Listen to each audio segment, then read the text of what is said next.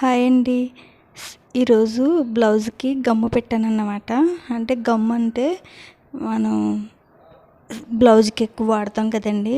ఎక్కువగా స్టోన్స్ పెట్టడానికి గమ్ము యూజ్ చేస్తాం కదా. అలాగే ఇప్పుడు లైనింగ్ని మెయిన్ ఫ్యాబ్రిక్ కూడా కలిపి మనం ఒక కుట్టు అయితే వేసుకుంటాం కదండి. అలా వేయక్కర్లేకుండా మనం ఇలా గమ్ము పెట్టేసి పక్కన పెట్టేసుకున్నాం అనుకోండి, ఆరిపోతుంది. ఆరిపోయిన తర్వాత మనకి ఈజీగా కటింగ్కి కుట్టడానికి చాలా బాగా టైం కలిసి వస్తుందండి.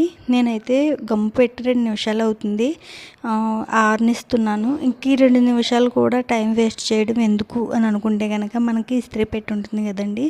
ఆ ఇస్త్రీ పెట్టెతోటి ఒకసారి ఇస్త్రీ చేసుకుంటే కనుక, అంటే ఐరన్ చేసుకుంటే కనుక వెంటనే అతుక్కుపోయి మనం కటింగ్కి రెడీ అయిపోతుందండి. నాకైతే టైం ఉందనేసి నేను గమ్ము పెట్టి ఒక 4-5 నిమిషాలు పక్క పెట్టేసుకున్నానండి. ఇప్పుడైతే నాకు ఆరిపోయింది. ఆరిపోయిన వెంటనే ఇదిగోండి ఎక్స్ట్రా ఉన్న క్లాత్ అంతా కట్ చేసేసుకుంటున్నాను.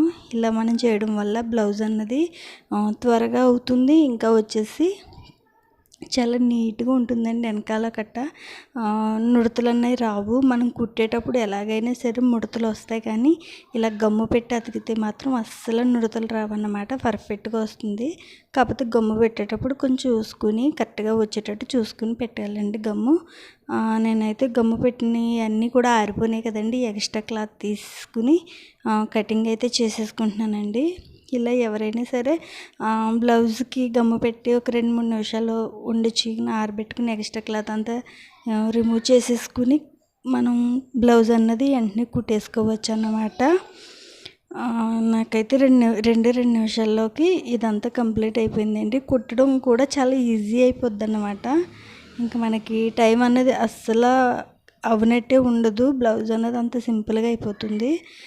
మీరు కూడా ట్రై చేయండి. ఒకవేళ మీరు ఎప్పుడు కూడా ఇలా యూజ్ చేయకపోతే కనుక. ఇగోండి నేను అన్నీ రెడీ చేసి కుట్టేసుకున్నాను. ఇవైతే స్టిచ్ చేయడమే. మనకి త్వరగా బ్లౌజ్ అవుతుంది, నీట్గా ఉంటుంది. బ్లౌజ్ కూడా ఫినిషింగ్ మనకి ఇస్త్రీ చేసినట్టు వచ్చింది చూడండి. నేను అసలు ఇస్త్రీయే చేయలేదన్నమాట, కానీ చాలా నీట్గా వచ్చింది. మీకు కూడా ఎలా అనిపించింది?